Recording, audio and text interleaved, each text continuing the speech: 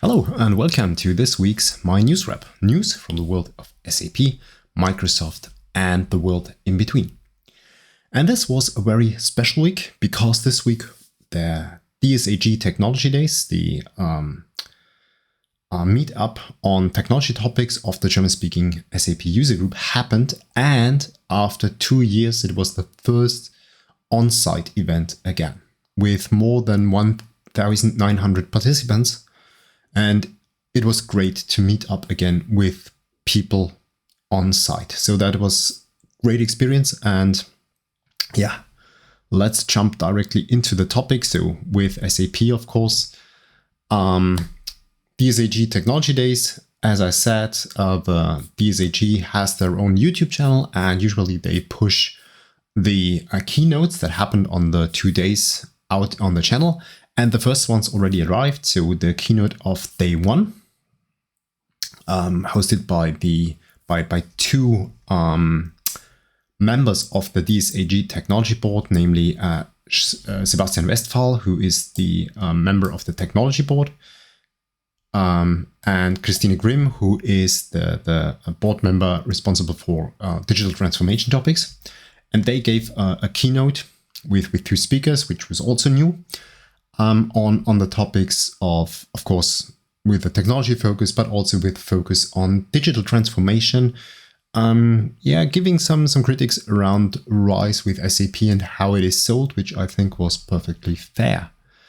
And of course, on the first day, there was also a keynote by Jürgen Miller of SAP, with the SAP point of view on several topics. So those are already up there. I hope that also the keynote of day 2 will arrive soon. Now, if you couldn't attend or if you couldn't watch the streaming, that's the way to catch up. Then there is also, of course, then tons of recaps that happened. I have referenced one within the show notes of RSAT 10 with a written recap of the DSAG Technology Days. And there is also a video and an audio part of the Technology Days where also Helge Sanden is contributing to that. So I think that's definitely worth watching or listening to, and also absolutely fair blog article to read. And well, as I said, I was also there with 2 colleagues of mine, with Marco Dorn and Johannes Veit. And we had the honor to give a little hands-on session around Kyma. And if you couldn't attend or if you couldn't finish it, well, everything's available on the SAP Samples GitHub repository. So if you want to try out what we brought up at the DSAG Technology Days, then take a look at that one. It is mainly focusing on bringing on-prem and Kyma together. And I think it's a quite nice walkthrough through a typical scenario, and you have all the steps there. Let's say backing services that are used are also available. You can build them yourself, or you can use the container images that we provide within the SAP Samples repository. Now, I think quite nice use case if you want to try out Kyma, if you want to try it out with on-premise systems, and you don't need an on-premise system for that. So we have mocked that, so everything is self-contained. Take a look at that one. That's really, I think, nice. But I'm biased there, maybe. Then let's switch to Kyma topics. What's new this week? Well, there is one blog post that I want to highlight by Gaurav Abi about optimizing the Istio sidecar usage within the Kyma runtime. Now, as you know, within the Kyma stack, there is Istio, and it's an integral part of it, but the default setup might cause some issues for you, because Istio is injecting a sidecar to each and every pod, and also has then to keep as a service mesh, to keep the configuration information all over the place. So the more services you add, the more configuration you have. And that can cause you pain, especially if you deploy new workloads. And Istio provides a mitigation for that, and the way how to do that is written down in this blog post, or referenced, because it's an Istio feature, with the so-called sidecar configuration, which is an own resource within the Istio network. where you can restrict the interaction of the microservices so that you don't have to, so Istio does not have to know each and every connection. This can also be done via the Kyma dashboard, the Bussola.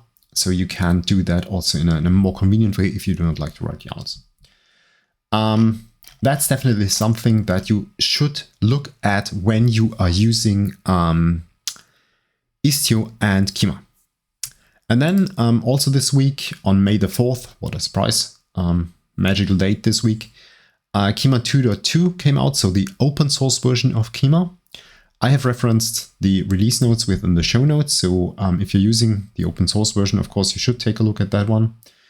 If it makes sense to upgrade and what is to be expected.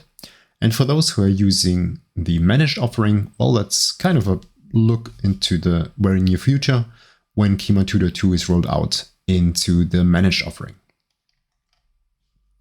Then from the broader SAP ecosystem, two announcements. One, that SAP is expanding their partnership with Google Cloud. And the focus is the native integration between Google Workspace and SAP S/4HANA Cloud.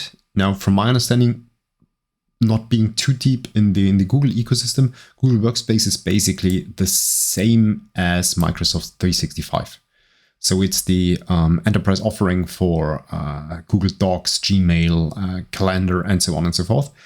And I think, yeah, it makes perfect sense to bring those two things together, as there was the same notion with Microsoft Office or Microsoft 365 and SAP products. Because, well, there are users, especially I think in the US, as far as my perception is, that use this Google Workspace offering.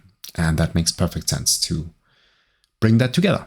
Then another blog post that I want to bring to your attention by Clemens Link about 9 years of OpenSAP. So OpenSAP has their 9th anniversary as an open learning platform, and that guides a bit through how things started and how things evolved. So that was really is an interesting read. At the end of the blog post that I've referenced in the show notes, I think there is one section that, I don't know if I'm happy with that, and I am quite sure nobody cares if I'm happy with that, but something that you should also take a look at. So OpenSAP will now be part of the SAP learning experience, which basically means, if I understand it correctly, that things will get merged. So the SAP learning side will be the central landing page, and OpenSAP will be integrated in there with all the consequences. So I don't know how this will then look like, how this then will feel like, but that's something that you have to keep in mind if you are a regular user of OpenSAP. As I said, let's see what happens there. I don't think that it's a good move. It's a consequent move, but it's an established landing page, opensap.com. Developers.sap.com, for example, they're very well known, and moving them now for the sake of having this one central landing page, I don't know if that makes sense. But my opinion, let's see how things evolve. Maybe that's also a cool move. With that, let's switch to the Microsoft side of the house, serverless. First things first, call out to all the experienced serverless developers out there who are passionate about tech education and who want to teach others. The Bit project has a call for mentors out there. So the Bit project is hosting a serverless camp, a free 8-week boot camp for beginners and intermediate programmers to get their hands on a very well-curated curriculum around serverless. And of course, it is always helpful to have a mentor, and you can now volunteer and become a mentor in this session of the Serverless Bootcamp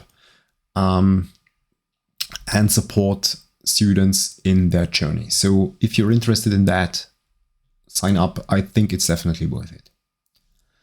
Then also from the serverless side of the house, there is one podcast by Control Alt Azure, that came out on April the 20th, so not brand new, but I stumbled across that this week, about structured Azure Functions deployments and monitoring with Andrew Connell.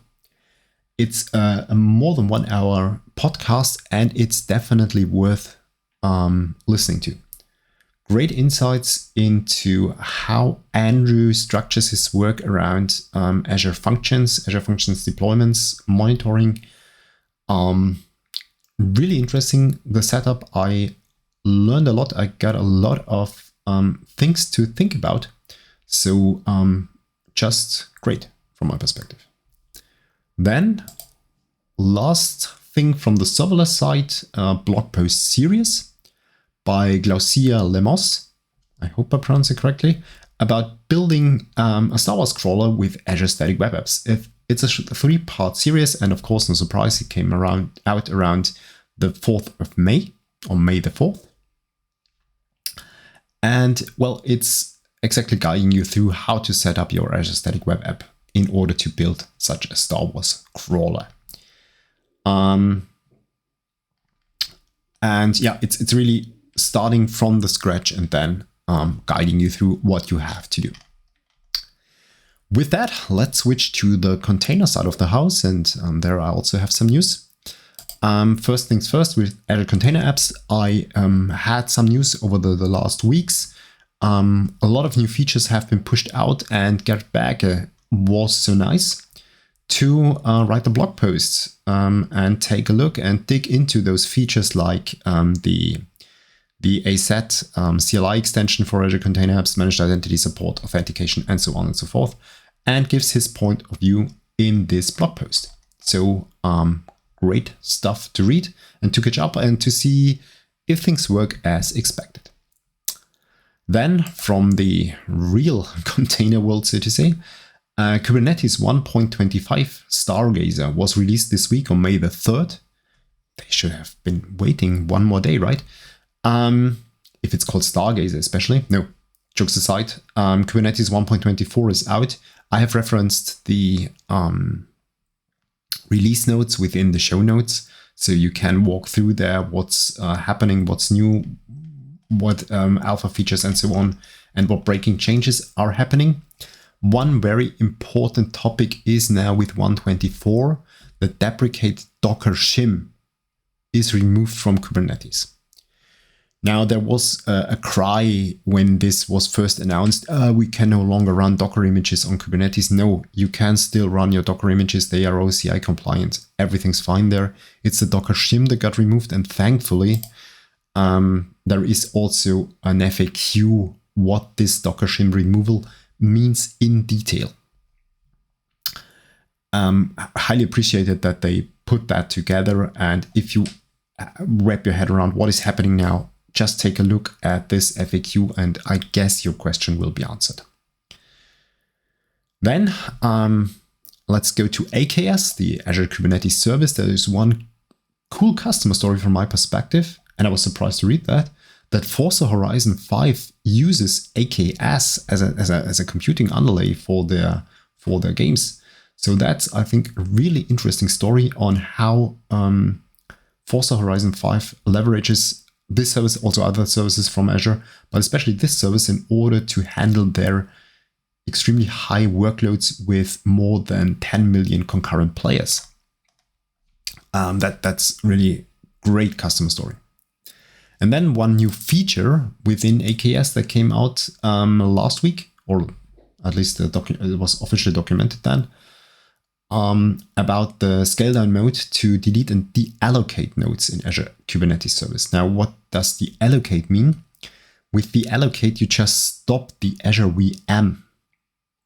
So you will not be charged for the compute resources. Of course, as usual, the storage for OS and for data will be further charged. But you no longer pay for compute. And with that, you have an advantage when you want to scale up again, because the container images are still cached or preserved within those nodes. So if you scale up, you do not have to do a pre-pulling, pre-fetching or something like that, which again adds up to your compute costs, but you can easily scale up within a shorter amount of time. So that's, I think, also a very nice feature there. And then last week, there was the announcement that Istio is being donated to the Cloud Native Computing Foundation. And Stephanie Wong from Google also brought out a short Twitter thread around a brief history on Istio Service Mesh. So from day one till the donation is really short, concise, but interesting to read what happened from that. Then, as we are already in the Kubernetes ecosystem, there is also a new release of KEDA that came out this week, or KEDA. It's version 2.7 now. And there are some very nice features in there, like pausing auto-scaling for scaled objects. There have been now a lot of new scalars that have been added, and several, let's say, security enhancements within KEDA have been provided by this new version. So if you're using KEDA, I have referenced the release notes of 2.7. Take a look at that. I think that's really interesting.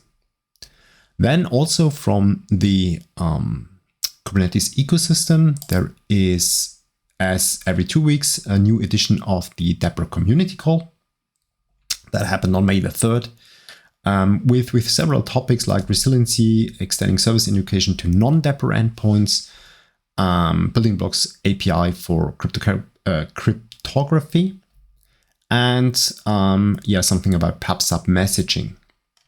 So if you're using Dapper, of course, that's, I think, worth to watch or take a look at the specific sections. And then Dapper was also picked up by Hugo Barona, who gave a short talk at, it's called Cloud Lunch and Learn, or short, it's 1 hour and 20, with getting started with cloud native development and getting started with using Dapper in that area. So I think interesting talk in that area, definitely worth watching. And then one last, from my perspective, big news around Dapper. There is now a proposal around Dapper for a workflow building block and engine, which basically leverages the mechanics that are behind durable functions.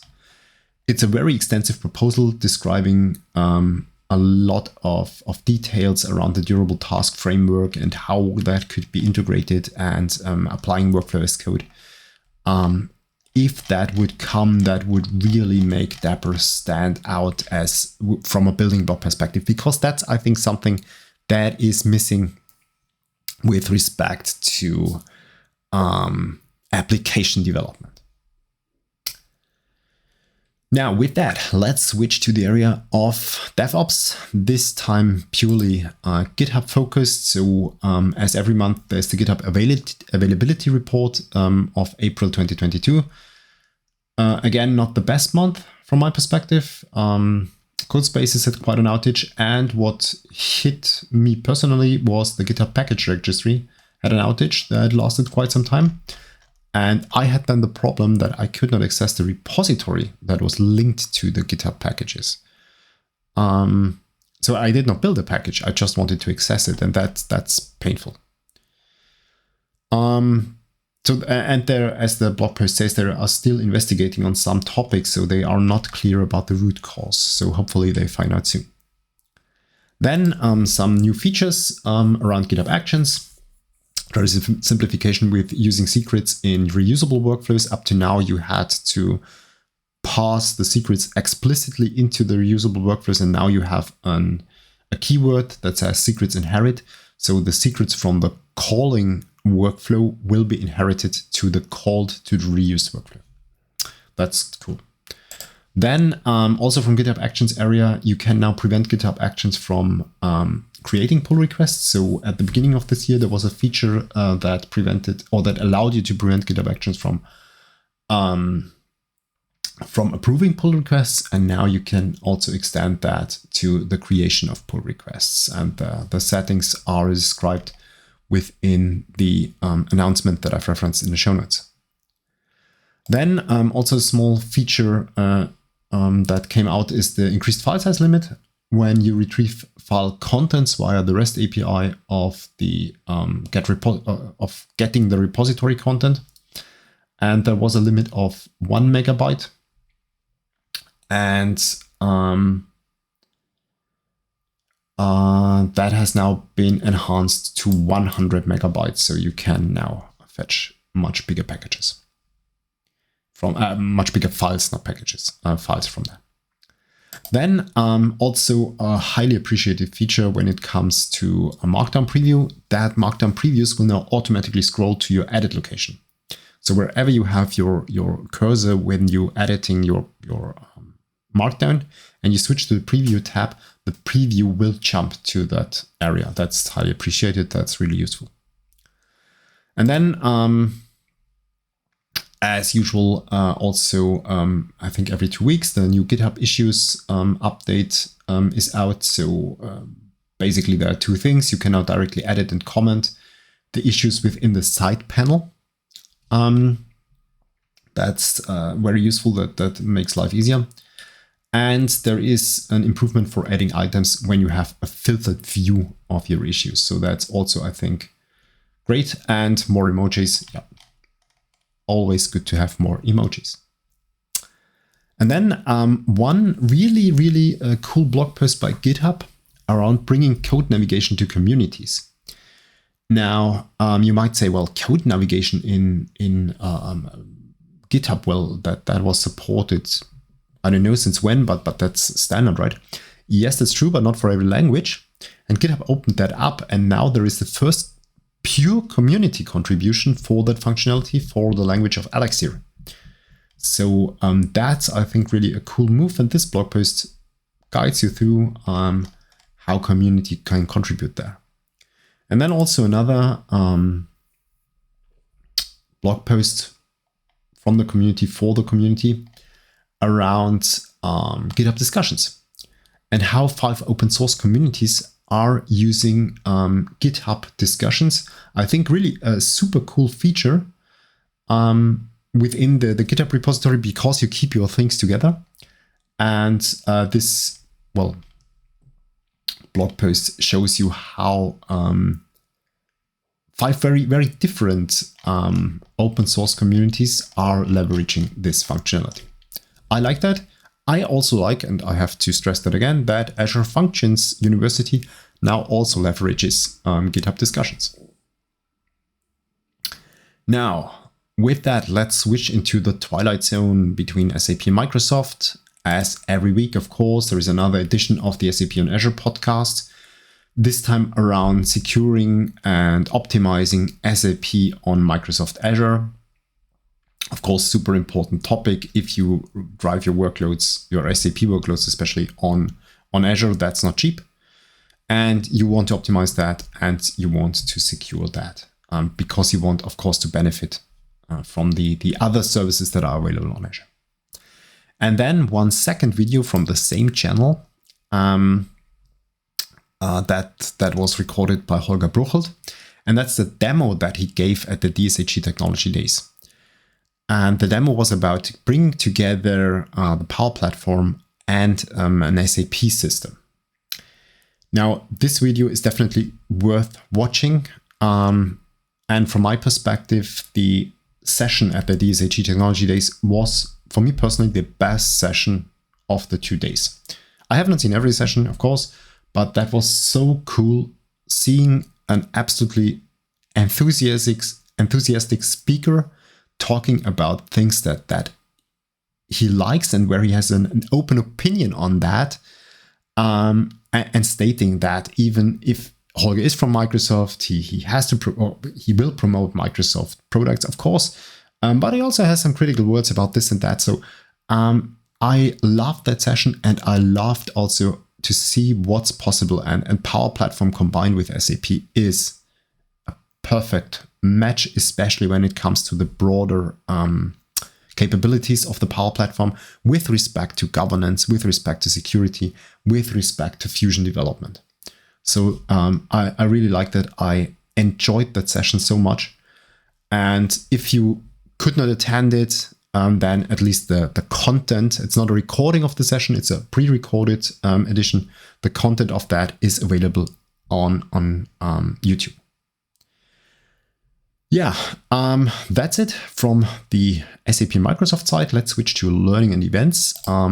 There is one blog post or an article by Eberhard Wolf about modules, microservices, and monoliths on German, talking about the basic paradigms of software architecture and how they transfer to microservices and this pseudo-religious discussion around microservice versus monolith. Really great article. I think he also gave a talk about that at the incl technology lunch, but I'm not 100% sure.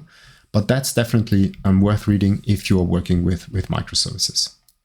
And then, as a regular guest on this podcast, Golo Roden brought out 2 new videos. One was about Go is better than Node.js? ? Talking about his journey and his comparison now, learning and applying Go more and more, and comparing that with Node. Very, very well-structured video using several criteria in order to compare those 2 languages, but being very objective, very honest. So again, great video. And especially if you're using Node, if you're using Go, or if you're using both, I think absolutely worth watching. And then a second video by Golo Roden that came out this week about programming and the best book to learn programming. And there is, of course, this structure and interpretation of computer programs. I have to read the title, it's that long, which is a kind of a standard book around the basics of programming. And there is now a new edition that uses JavaScript. So it's a pure JavaScript edition in order to walk you through that topic. And Golo Roden presents that book and also presents why he thinks that's cool. If you now want to immediately buy that one, that will be hard because it's sold out already. So you only can get the ebook. And to be honest, I don't like ebooks if I have to learn, or if I want to dig into something more deeply, I still need the physical book. But yeah, I think that's definitely worth buying. And then one event that will come up on June the 1st and 2nd, the recap, the community conference on the cloud application programming model, which will be hybrid again. And the agenda is out now. So all the speakers and the topics are now available on the homepage. I have referenced it in the show notes. So take a look at that. It will be streamed online for everyone. So pick and choose. I think there are some interesting things in there. And then let's switch to the last topic for today, developer productivity. There is one update I want to highlight for Ranger Desktop. So there is version 1.3.0 out now with some important changes, especially for Mac. So there have been some issues. So it seems for the newest macOS release with respect to the storage of supporting utilities like Helm, Docker, CLI. And this has now been mitigated, or these problems have been solved with release 1.3. So especially for Mac and Linux users, I think that's an important addition. So if you're using Ranger and have issues, then this might be worth an upgrade. And then last but not least, a blog post from the README project of GitHub that I want to highlight. It's a Q&A about what you need to know about teaching technical skills. And it's an interview with several folks talking about this very special topic of teaching technical skills, which is definitely a hard one. And nice read, interesting points of view on this topic. And yeah, with that, I'm at the end of today's session. I hope I had some news for you, some stuff to catch up, some stuff to wrap your head around. And with that, I wish you a nice Saturday, a great Sunday, and a successful next week. See you again next Saturday. Until then, bye.